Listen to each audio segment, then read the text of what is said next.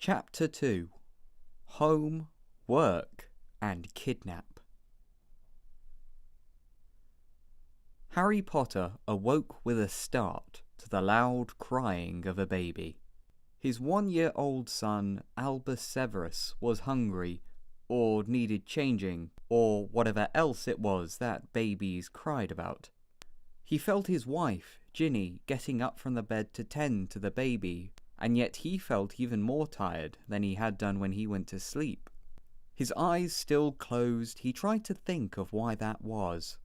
The answer then sank unpleasantly into his mind. The nighttime raid on a dark artifacts dealer that had taken place the previous evening had taken a lot longer than he and the Aura office had originally intended. Everything from illegally made wands to stolen cursed relics had been found within the man's basement. After the dealer and his companions had attempted to fight back, of course.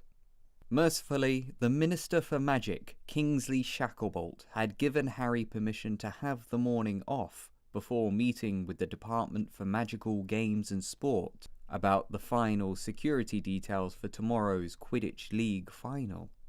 Harry lay in bed, half asleep, listening to the sound of Ginny singing to baby Albus. He wondered if all mothers naturally came with the gift of a beautiful voice, or whether he had just gotten lucky to marry a woman of many talents. He heard her stop and go downstairs, probably to feed Albus, and began to ponder if he should go down after her.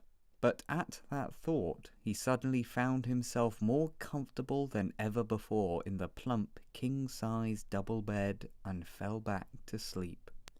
What felt like mere seconds later, he awoke to, "Creature is sorry, master, but creature must obey Mistress Potter's orders." And sheer cold was splashed across Harry's face and he fell out of bed with shock. He looked up, brushed the damp, jet-black hair out of his face, and saw his elderly house elf, Creature, barely a foot tall with sagging brown skin around his thin figure and large leaf-shaped ears, and currently standing on Harry's now soaked bed, holding an empty vase. "Master Potter must come down and come for breakfast now, or he'll be late," the elf commanded in a cracked, elderly voice. After fumbling with his horn-rimmed glasses, Harry looked at the clock beside his bed and saw that it was already 11 o'clock.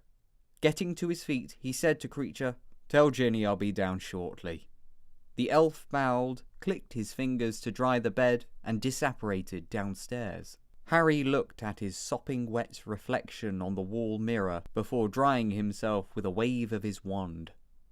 His jet-black hair returned to the messy state it had grown accustomed to, and the water covering his pale, white face vanished too. After getting washed and dressed, he started making sure he had everything and picked up his fist-sized moleskin pouch.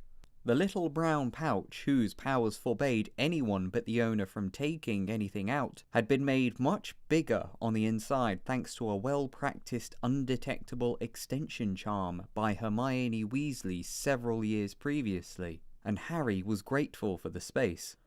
He checked inside to see a small pile of galleons, among which was the fake galleon he and other members of the organisation Dumbledore's army kept on them. A sneakoscope, a colourful spinning top which activated and span around whenever someone untrustworthy was around, and a small, two-way mirror, prepared from a small shard of glass and whose twin now belonged to his best friend and fellow Aura, Ron Weasley.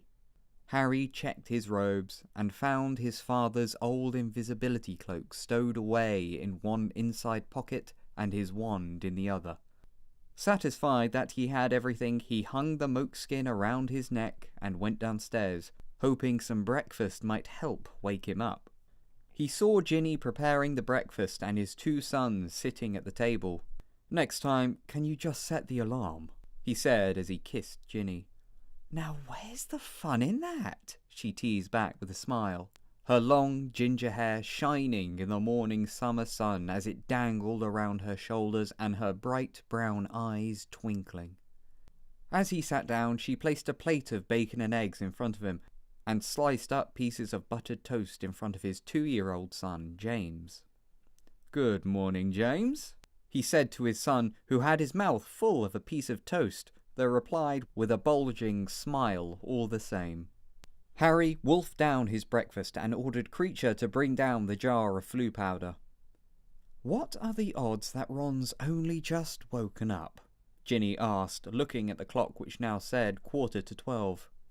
"Impossible. Do you really think Hermione would let him sleep, nighttime raid or no?" Harry said, laughing. Ginny smiled before continuing, "Oh, and remember to try and be home on time tonight. Mum and Dad are coming over for dinner and I don't want to have to wait up for you again." "It's a cruel and dangerous world out there, Ginny," Harry said teasingly as he downed the rest of his coffee. "Who can really say what kind of dark force may keep me busy today?" "I have a pretty good idea if you're late again," Ginny replied flatly, clearly trying to hold in a grin. Harry smiled at her, took the flu powder from his house elf, said goodbye to his family, stepped into the fireplace and said, "Ministry of Magic Atrium." There was a flash of green flame as Harry threw the ash-like powder into the fireplace, and before he knew it, he was in the familiar hustle and bustle that was the large emerald-coloured atrium of the Ministry of Magic. As he stepped out of the long, tunnel-like hall that was surrounded by countless fireplaces such as the one Harry had stepped out of, and into the main hall of the atrium, he began his way to the Aura office on the 3rd floor, replying to the occasional, "Good morning, Mr. Potter," or "Morning, Harry." Eventually, he made it to the wide, cubicle-filled office, its cream-coloured walls covered in mugshots, wanted posters, and maps that had been filled with the previous known locations of certain dark wizards, and its airspace filled with aeroplane-shaped notes and reports gliding to their destinations from other departments or outside confidants. At once, Harry spotted his best friend, Ron Weasley, deep in conversation with the head of the Aura office, Albert Cayman. Albert was a tall, well-built wizard whose hair was losing its once light brown colour and whose square face was also showing signs of his late age. However, his dark brown eyes still gave off the strength and the ready-for-anything look that someone a quarter of his age would be jealous of. Ron, on the other hand, had barely changed at all since Hogwarts, in Harry's opinion, with the exception of being slightly taller and lankier, with more confidence in his once slouchy posture. "Morning, guys," Harry said to the two of them. "Ah, Harry!" said Albert in a bright, loud voice. "I was just talking to Ron about tomorrow's match and who he's supporting, his sister or his team." Albert gave a bark of laughter as he slapped Ron across the shoulder. Ron looked slightly sulky. Of all the teams in all the world, Ginny had to join the Holy Head Harpies. Harry knew for a fact that ever since Ginny joined the Holy Head Harpies 4 years ago, Ron's precious team, the Chudley Cannons, hadn't won a match against them. And now that they had finally made it to the finals, Chudley Cannon fans everywhere were not getting their hopes up. "Hey, Harry!" Harry turned to see his Aura protege, Naomi Price, smirking up at him cheekily. "I just passed Terry Hetlam in the corridor and he told me that he's ready to meet when you are." Ron groaned and Harry patted him on the shoulder. "It's just one bad thing after another this week, isn't it?"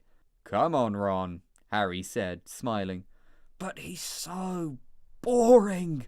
He's got no sense of humour and he constantly smells of doxy droppings. Who thought it was a good idea to make that stuffy old snooze head of magical games and sports anyway? It wouldn't surprise me if the rumours of Kingsley losing a bet are true." Harry laughed and he, Ron and Albert started their way to Hetlam's office. "Oh, Naomi," Harry said as he walked out, and Naomi caught up and walked beside him. "When you next see Emily, let her know that you two will be helping the law enforcers on Muggle Patrol tomorrow." Naomi looked downtrodden and somewhat annoyed. "Bloody enforcers. Really?" she grumbled. "Do we have to work with them? Especially after—" "I've told you, Naomi," Harry cut across. "That was no one's fault. It wasn't yours, Emily's, or the law enforcers. They were just as perplexed by that buyer as you were." This still didn't seem to cheer Naomi up. "Look, I know you were hoping for a stadium position, but there are none left. I don't even know why you want a position like that anyway. You'd only be dealing with the drunkards afterwards. And the massive game of Quidditch going on in the middle of the arena?" Harry smirked. "Very funny, but an order's an order. I'll see you later." And Harry, Ron and Albert left the department for the office on the 4th floor. The meeting took much longer than Harry had expected, and after 2 hours of Ron secretly mocking Hetlim by taking a deep breath and holding his nose when he got near Ron, or giving him a rude gesture when he was getting a file from a cabinet, they finally left the office, trying to hold in fits of laughter. When they got back to their department, Harry found John Dawlish, the bulking, wiry-haired deputy head of the Aura office, leaving Harry's office looking rather flustered. "Dawlish?" "Ah, Harry, there you are. I'm afraid Draco Malfoy is in your office and is refusing to leave until he sees you. He says it's urgent." Harry thanked Dawlish, went to his personal office and, sure enough, was welcomed with the sight of Draco, his blonde hairline already receding despite being the same age as Harry, and his skin had taken on a slightly more tanned look than the usual pale white. The last time Harry had seen his old school-time nemesis was at a ministry charity fundraiser over a year ago, and remembered that his wife, Astoria Malfoy, had been pregnant around the same time Ginny was with Albus. "Draco," Harry said pleasantly, "and what can I do for you?" "It's my father," Draco said curtly. "I was wondering whether the ministry had taken him in for more questioning." Harry looked puzzled. If the ministry had taken Lucius Malfoy for questioning, surely someone in the Aura office would know and would have told him by now. "As I'm sure you know," Draco said bitterly, though not enough to sound rude, "we've been on holiday for the past week, but my father couldn't come with us. But when we got back early this morning, we couldn't find him." Draco saw the puzzled look on Harry's face, and his own expression changed to one of worry. "Come with me," Harry said sternly, getting up from his chair and leaving his office with Draco behind him. He walked quickly, his mind racing just as fast. Surely, if something had happened, they'd know by now. Finally, they reached a door which had Aura Office, Tracker Division, written in gold, slanting letters on a handsome silver plaque. They went through it and entered a small office space that, though was barely bigger than Harry's own office, had a ceiling that reached at least a mile high and was full of nothing but shelves that had been crammed with spherical glass orbs. Among the 6 wizards and witches that inhabited the space, Harry saw the person he was looking for instantly.